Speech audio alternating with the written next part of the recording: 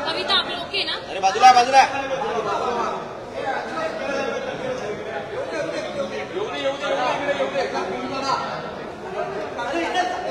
अरे येतील ना इथं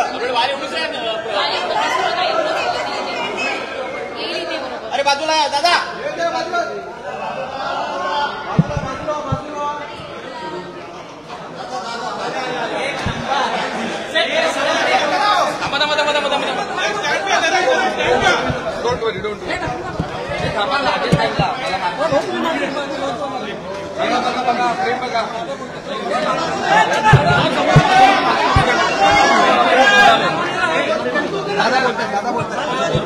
आज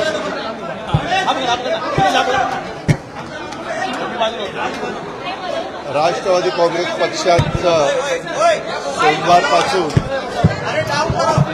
राज्यात तुम्ही गप्पा बसणार असाल तर सोमवारपासून आमच्या 36 जिल्ह्यांच्या आढावा बैठका वेगवेगळ्या जिल्ह्यातल्या जिल्हा परिषदा, तालुका पंचायत, महानगरपालिका, नगरपालिका, नगरपंचायतीच्या चालू आहे. उद्या शेवटचा दिवस आहे. आज सकाळी मी इथं 9 वाजता चालवलो आहे. 9 वाजल्यापासून आतापर्यंत आजचे जे काही प्रांताध्यक्षांनी जिल्हे घेतलेले होते ते सगळे मी संपवले. दुपारी तुम्ही मला काही प्रश्न विचारत होता. मला त्याबद्दल एवढं सांगायचं आहे की जे काही आता टीव्ही वेगवेगळ्या चॅनलला चाललेलं आहे त्याबद्दलची पूर्ण माहिती मला काही नाहीये. माझा त्या गोष्टीशी डायरेक्ट अजित पवार म्हणून दुरान्वयी देखील संबंध नाही. मला 35 वर्ष महाराष्ट्रातली जनता ओळखते. त्या संदर्भामध्ये मी उलट या निमित्तानं संपूर्ण माहिती घ्यायचं ठरवलेलं आहे. कारण मागे एकदा 3-4 महिन्यापूर्वीची गोष्ट असेल की अशा पद्धतीचं काहीतरी चाललंय असं कानावर आलं. त्यावेळेस मी सांगितलं की असलं काही चुकीचं केलेलं मला चालणार नाही. असल्या कुठल्याही चुकीच्या गोष्टी कुणी पण करू नयेत अशा स्पष्ट सूचना मी दिलेल्या होत्या. परंतु त्याच्यानंतर परत काय झालं ते काही मला माहिती नाही. परंतु आता चॅनलमध्ये वेगवेगळ्या त्या जमिनीच्या बद्दल बरंच काही सांगितलं जातं. त्याची इत्थंभूत माहिती काय डॉक्युमेंट्स आहेत काय नाही, कुणी परवानगी दिली कुणी नाही, मी आपल्याला सांगतो. मी आजपर्यंत कुठल्याही माझ्या जवळच्या किंवा लांबच्या नातेवाईकांच्या संदर्भामध्ये कुठंतरी त्यांना फायदा होण्याच्या करता एकाही अधिकाऱ्याला कधी फोन केला नाही किंवा कधी सांगितलेलं नाही. उलट मी या निमित्तानं महाराष्ट्रातल्या जनतेला नाही परंतु उपमुख्यमंत्री म्हणून अधिकारी वर्गांना आणि कर्मचाऱ्यांना सगळ्यांना सांगेन की जर माझ्या नावाचा वापर करून कुणी चुकीचं करत असेल किंवा त्याच्यामध्ये नियमात न बसणारं करत असेल तर त्याला कुठलाही माझा पाठिंबा नसेल.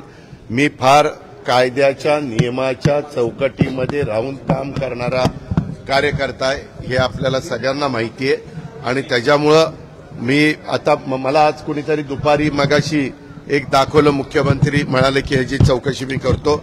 जरूर मुख्यमंत्र्यांनी चौकशी करावी, तो त्यांचा अधिकार आहे. जर उद्या कुठल्याही बाबतीमध्ये कुणी काही तक्रार केली तर चौकशी करून त्याची शहानिशा करणं, त्याच्यातली सत्यता पडताळून बघणं आणि त्याच्यामध्ये काय नक्की घडलंय ते त्या ठिकाणी पाहणं हे सरकारचं कामच आहे.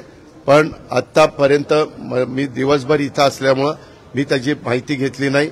मी त्याची माहिती घेऊन परत तुम्हाला उद्याच्याला भेटीन संध्याकाळीचा, कारण मला पण उद्या दिवसभर काम आहे आणि त्याच्यामध्ये संपूर्ण माहिती काय झालंय, कसं झालंय, कुणाबरोबर डॉक्युमेंट झाले, ते कायदेशीर आहेत का, ते नियमात बसतात का, ह्या सगळ्या गोष्टी माहिती घेऊन वस्तुस्थिती तुमच्या समोर सांगेन.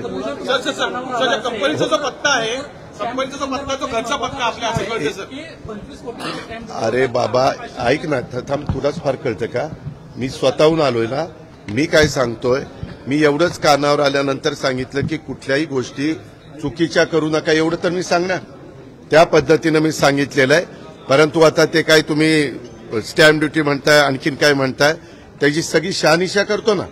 कारण मीच आज राज्याचा अर्थमंत्री म्हणून काम करत असताना कुठल्याही व्यवहारात कुणी टॅक्सच्या बाबतीत नियमाप्रमाणेच वागलं पाहिजे. टॅक्सच्या बाबतीत नाही, सगळ्याच बाबतीमध्ये नियमाप्रमाणेच गोष्टी झाल्या पाहिजे. कुणीही नियमाच्या बाहेर जाऊन काम करता कामा नये, ह्याच मताचं मी आहे. एक मिनिट, तुमच्या घरचा पत्ता आहे असं समजा. माझ्या घरचा नाही, तो बंगला पार्थ अजित पवार यांच्या नावाने आहे, त्याच्यावर तो पत्ता त्याचा आहे. समजलं का?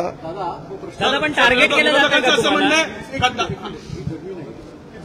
म्हणणं दोन चर्चा खूप बाहेर महाराष्ट्राची जमीन आहे का की शासकीय जमीन आहे का? मी तेच सगळं सांगतोय सागर. मी त्याची सगळी माहिती इथं घेतो, कारण मी ज्यावेळेस बोलणार आहे मला आतापर्यंत माहिती नाही. मी आता बोललो नसतो तर तुम्ही म्हणला असता की बाबा इथं कुठेतरी पाणी मुरतंय. तुम्हाला सगळ्यांना माझा स्वभाव माहिती आहे. मी कधीही चुकीच्या कामाचं समर्थन केलं नाही. जर चूक झाली तर मी कबूल करतो, ही माझ्याकडनं चूक झाली, मी ती दुरुस्त करतो. परंतु ह्याच्यात माझा दुरान्वय पण संबंध नाही. मी कुणाशी चर्चाही केलेली नाही. मी त्याच्या संदर्भात कुणाशी बोललेलो पण नाहीये. मला आणि अलीकडच्या काळामध्ये ज्यावेळेस आमच्या घरातली मुलं सज्ञान होतात, मोठी होतात, ते त्यांचे व्यवसाय करतात. परंतु ह्याच्यात मी पुन्हा पुन्हा सांगतो, माझा दुरान्वय देखील कुठल्या अधिकाऱ्याला फोन नाही, कुणाला सांगणं नाही, कुणाला तिथं वेगळं काही त्याच्यामध्ये मदत करा अशाही पद्धतीची भूमिका नाही. मी अतिशय संविधानाला मानणारा, घटनेला मानणारा, कायद्याने चालणारा आणि इतरांनी पण कायद्याने चालावं ह्याबद्दल कटाक्षाने प्रयत्न करणारा, कायद्याच्या चौकटीमध्ये राहून माझ्या काही सगळ्यांना समजून सांगणारा असा कार्यकर्ता आहे.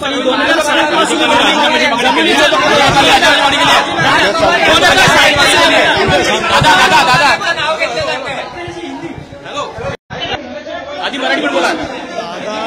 नहीं, दादा ने इसके बारे में कहा है, उसके बारे में मैं कुछ टिप्पणी नहीं करना चाहता हूं.